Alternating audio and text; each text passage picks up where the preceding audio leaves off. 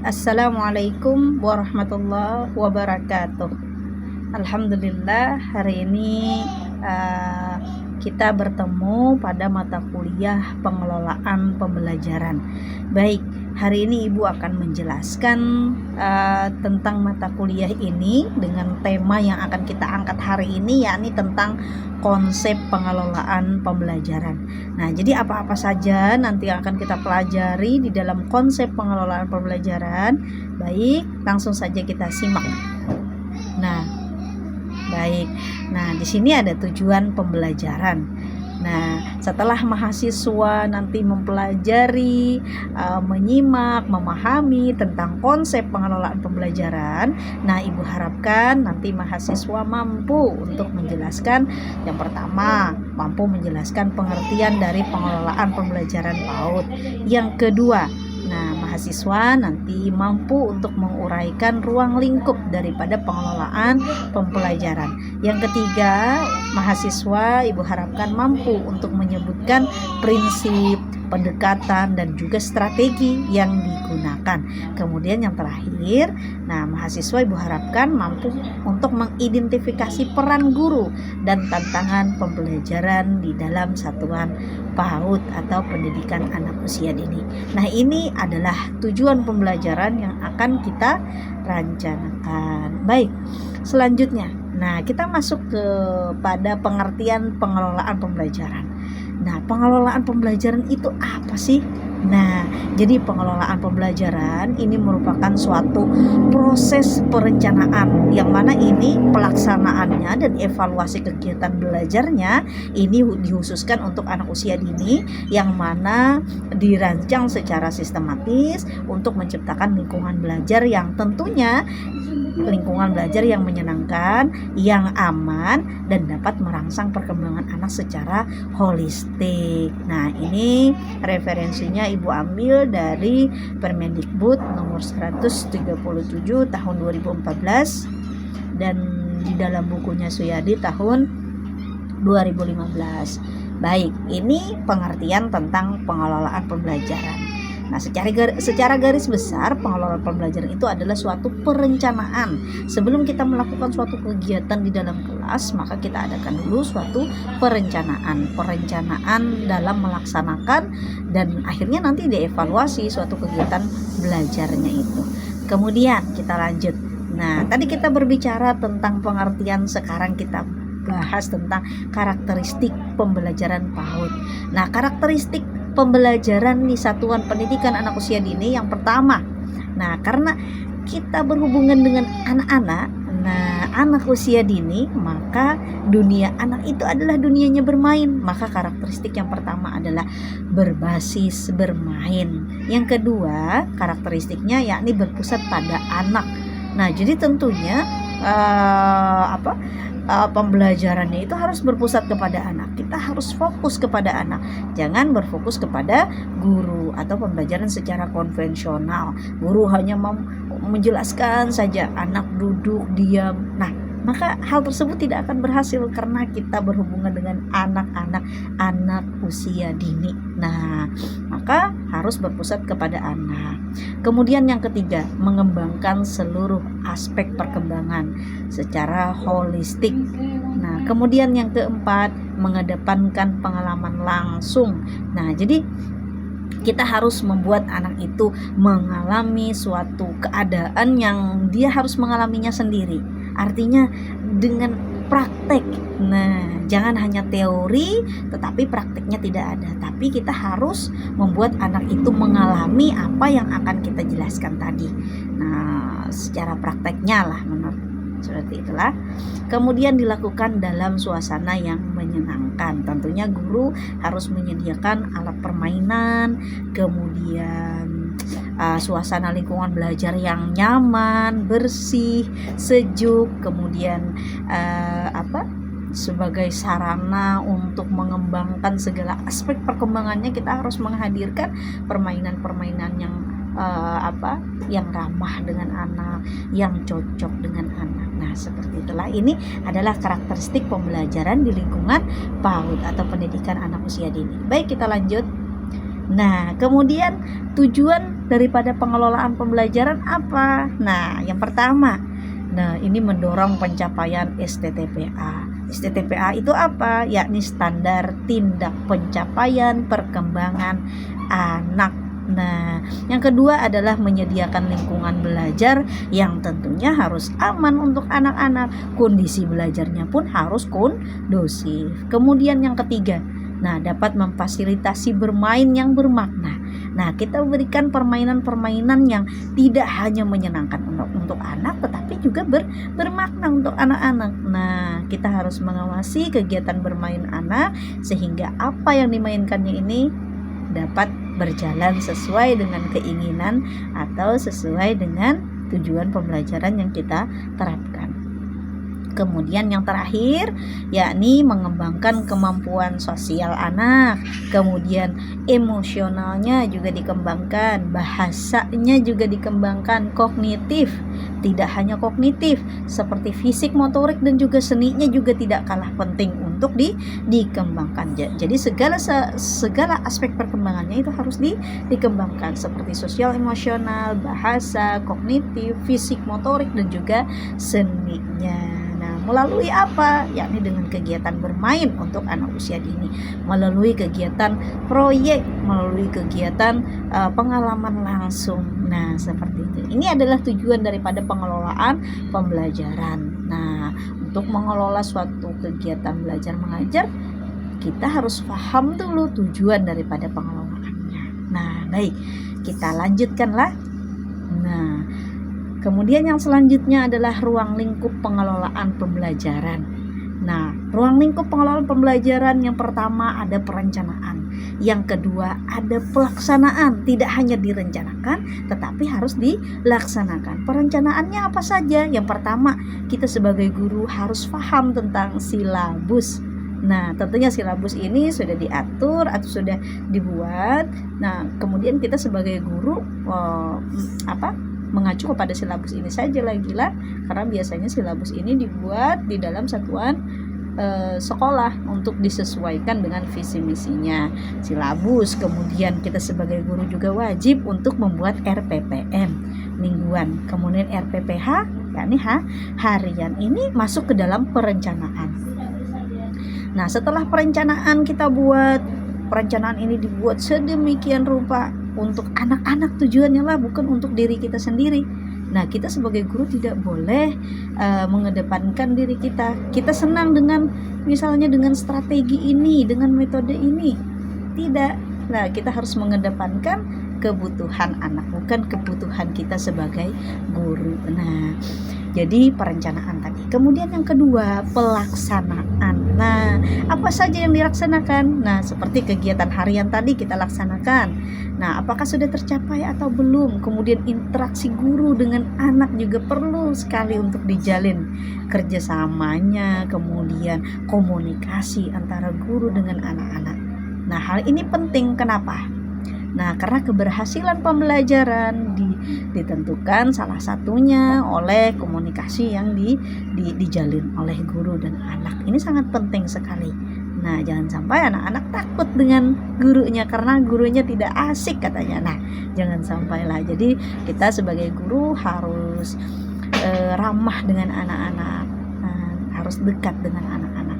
Kemudian setelah direncanakan, kemudian dilaksanakan, yang selanjutnya adalah dievaluasi. Nah, di dalam evaluasi kita gunakan observasi perkembangan anak.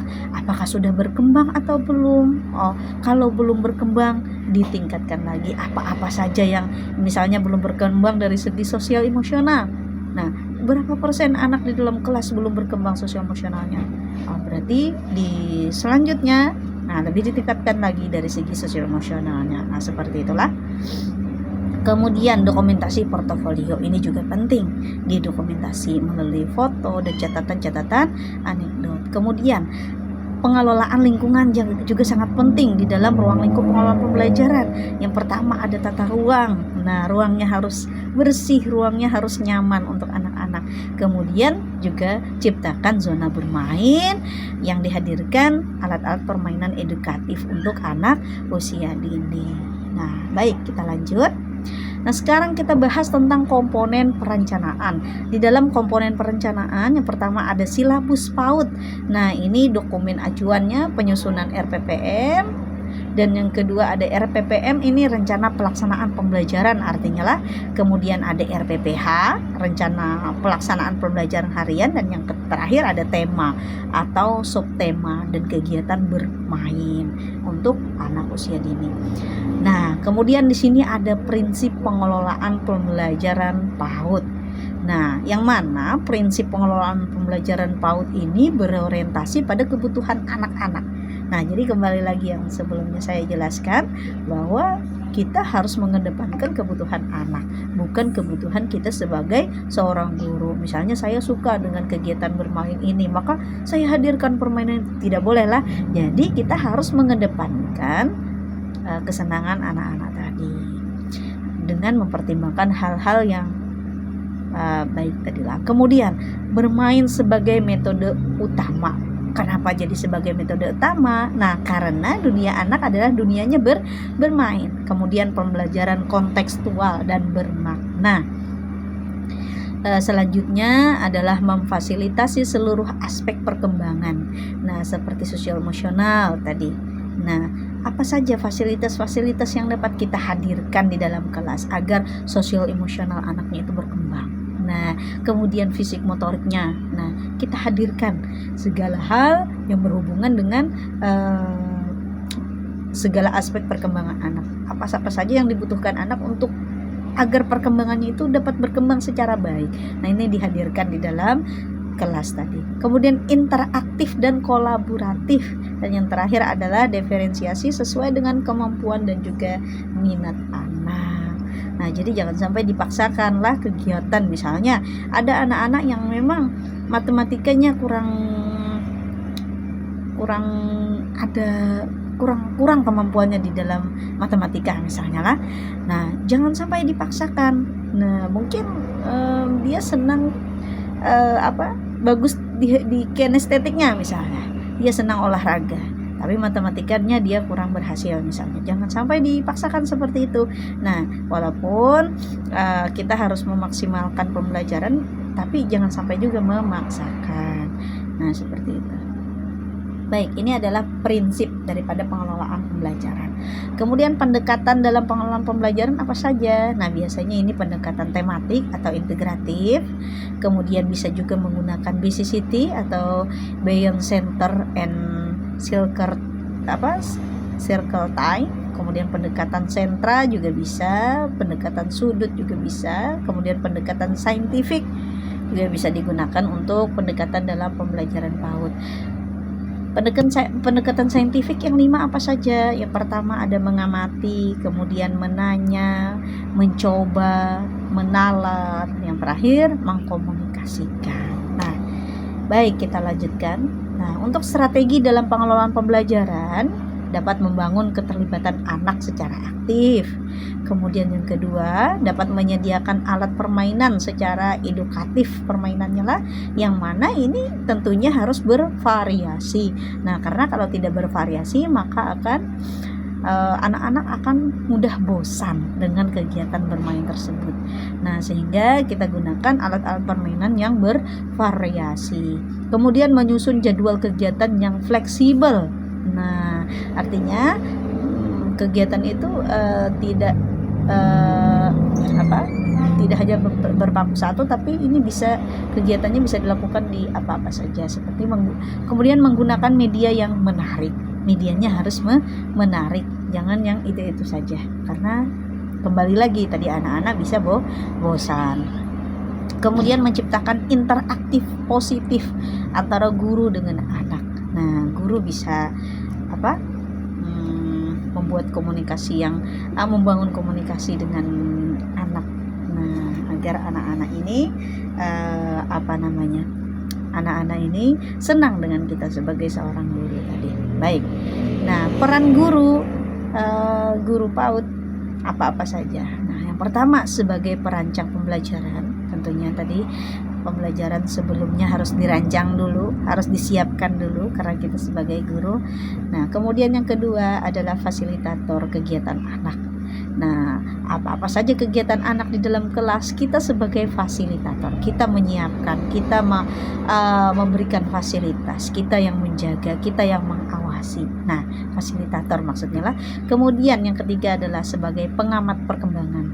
Nah, apakah setelah kegiatan itu berlangsung, apakah perkembangan anak ini sudah berkembang dengan baik atau belum? Nah, kita sebagai pengamat di situ. Nah, melihat perkembangan anak, apakah pembelajaran, kegiatan bermain yang kita lakukan di dalam kelas itu berhasil atau tidak? Ada buahnya atau tidak? Nah, ini sebagai pengamat perkembangan. Kemudian sebagai komunikator dengan orang tua. Nah, ini kita sebagai jembatan. Misalnya ada hal-hal yang perlu kita sampaikan kepada orang tua, kita sampaikan. Kita sebagai jembatan lisan untuk anak ke orang tua. Kemudian yang terakhir, pendorong rasa ingin tahu, kreativitas anak. Kita harus membangun rasa ingin tahu anak agar kreativitas anak ini dapat berkembang dengan baik. Nah, jadi seorang guru juga sebagai pendorong rasa ingin tahu untuk menciptakan kreativitas anak. Nah, sehingga kita seorang guru PAUD itu dituntut juga harus kreatif. Nah, baik, selanjutnya. Nah, kemudian tantangan pengelolaan pembelajaran. Tantangannya apa saja sih? Nah, coba kita perhatikan. Nah, yang pertama, minimnya pelatihan guru. Nah, memang banyak sekali guru-guru yang belum banyak mengikuti pelatihan-pelatihan, sehingga ini menjadi tantangan dalam mengelola pembelajaran. Kemudian sarana dan prasarananya terbatas. Di setiap sekolah berbeda-beda. Ada sekolah yang memang maju, banyak fasilitasnya lengkap. Ada juga sekolah-sekolah yang memang terdapat di desa, kemudian perlengkapan sekolahnya tidak lengkap, sarana prasarananya tidak terpenuhi dengan baik untuk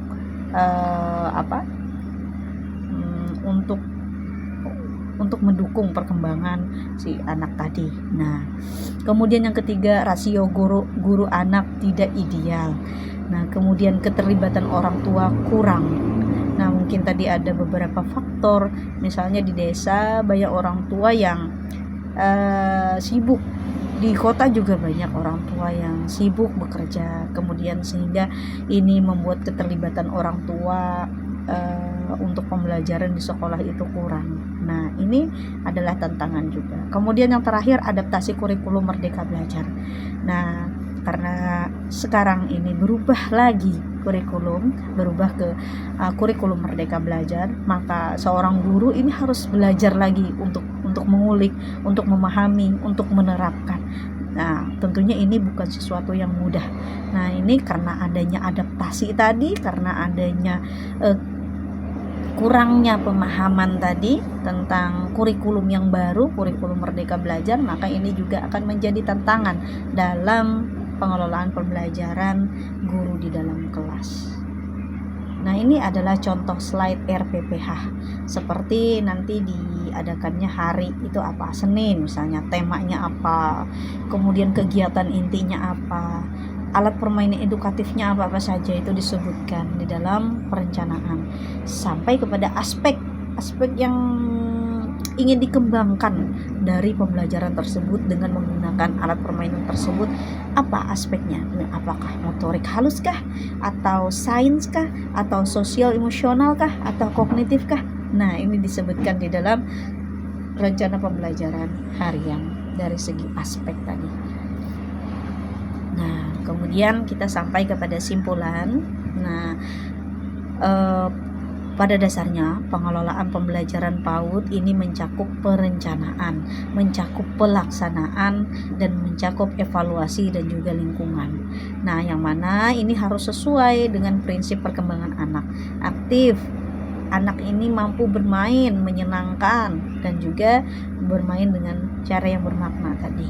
Yang terakhir, guru berperan penting sebagai fasilitator dan pengarah kegiatan belajar.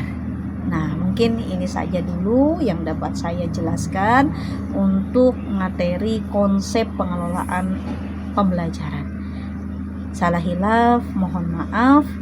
Mudah-mudahan apa yang sudah saya sampaikan dapat bermanfaat. Wassalamualaikum warahmatullahi wabarakatuh.